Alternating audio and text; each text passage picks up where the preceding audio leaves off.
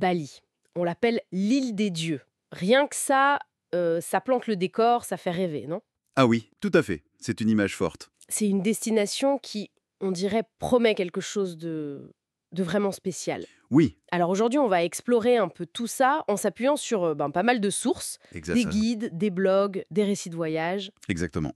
L'idée, c'est de voir ce qui ressort, ce qui crée cette magie. et surtout comment on peut passer du rêve, de cette fascination, à un projet de voyage un peu plus concret. C'est ça.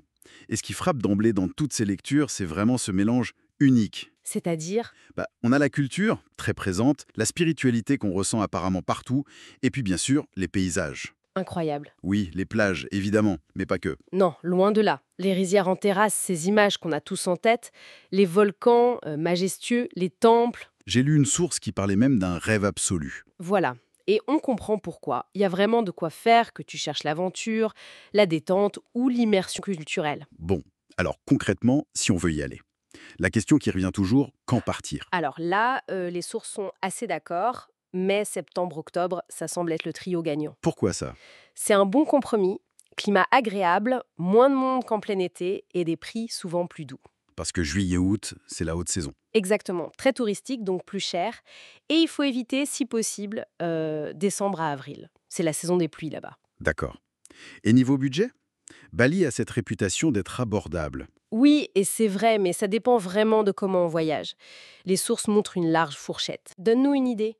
Alors, hors vol, tu peux t'en sortir avec un petit budget, genre 25 € par jour, et par personne. Ah oui, quand même, hein. Oui, en dormant dans des petits hôtels, des guest house, en mangeant sur les marchés locaux. D'accord. Et pour un budget moyen? Là, on serait plutôt autour de 90 € par jour.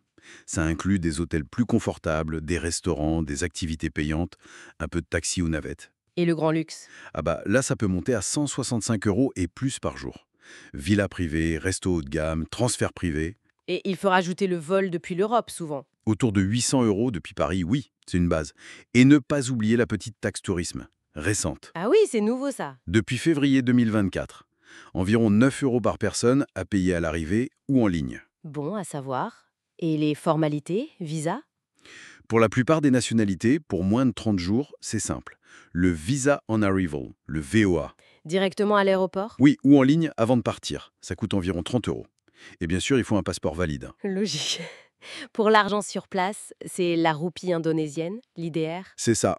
Un conseil qui revient souvent, vérifier les frais de sa banque avant de partir, pour les retraits et les paiements carte. Oui, ça peut vite grimper. On peut aussi changer des euros sur place. Apparemment, le taux est souvent meilleur en ville qu'à l'aéroport. D'accord. Bon, une fois qu'on a réglé ces aspects pratiques, on peut enfin rêver aux expériences. Les temples, par exemple, incontournables, j'imagine. Ah oui, absolument. Uluwatu, sur sa falaise, les descriptions des couchers de soleil là-bas sont... Magique. C'est le mot qui revient.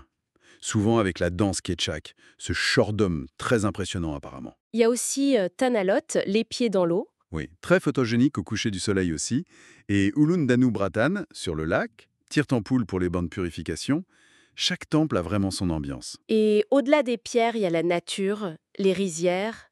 Ah, les rizières, Tegalalang, Jatiluish, classé à l'UNESCO, c'est vraiment l'image d'Ipinal de Bali, mais apparemment, c'est à la hauteur. Ça donne envie de s'y balader. Tout à fait. Et pour les plus matinaux, l'ascension du Mont Batour. Pour le lever de soleil. Oui, un classique. Un effort, mais récompensé par une vue spectaculaire, d'après les récits. Moins sportif, il y a des balades sympas. Oui, la Campouen Ridge Walk à Ubud, par exemple. Une promenade tranquille au milieu de la verdure. Ou les cascades comme vers Mondouk. Très rafraîchissant. Et bien sûr, les plages et les îles. Évidemment. Dans le sud, on a Kangoo, ambiance surf décontractée. Sémignac, un peu plus chic. Et les îles autour? Les Gili, Nusa Penida. Alors, les Gili, c'est vraiment le cliché carte postale. Sable blanc, eau turquoise, pas de voiture et des tortues. Ah, sympa. Et Nusa Penida? Plus sauvage, plus spectaculaire avec ses falaises, comme King Beach, et surtout Manta Point. Plusieurs blogs racontent l'expérience incroyable de nager avec les raies manta. Waouh!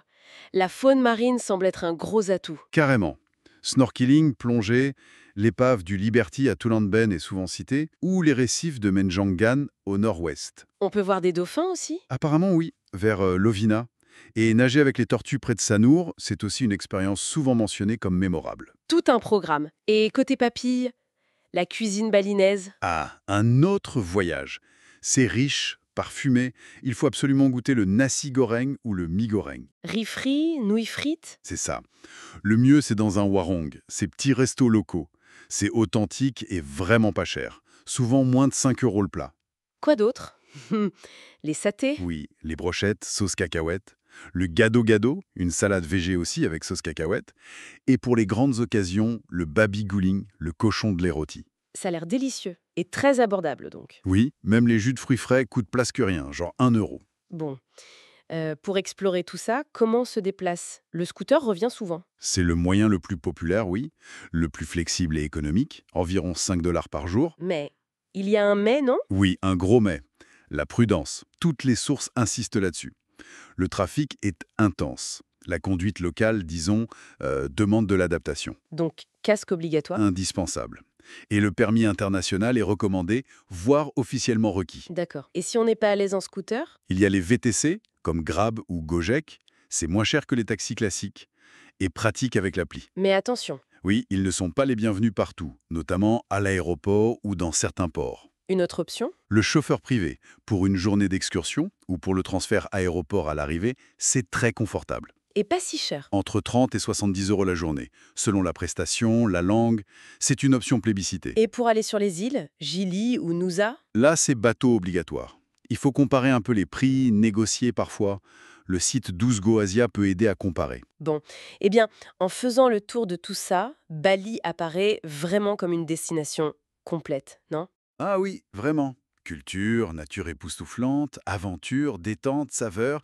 Il y en a pour tous les goûts et, on l'a vu, pour pas mal de budget. De quoi alimenter les rêves de voyage, clairement. Tout à fait. Et ça m'amène à une dernière pensée peut-être. Je t'écoute. Au-delà de tous ces sites incroyables, de ces expériences phares, aussi géniales soient-elles, qu'est-ce qu'on pourrait découvrir de Bali en allant un peu plus loin? C'est-à-dire? S'écarter des sentiers battus? Oui, par exemple, partager un moment avec une famille, apprendre quelque chose de local, explorer le nord, moins touristique. Je me demande quel trésor caché, quelle rencontre inattendue pourrait attendre celui ou celle qui ose chercher un peu différemment. Une belle question pour finir, ça laisse songeur.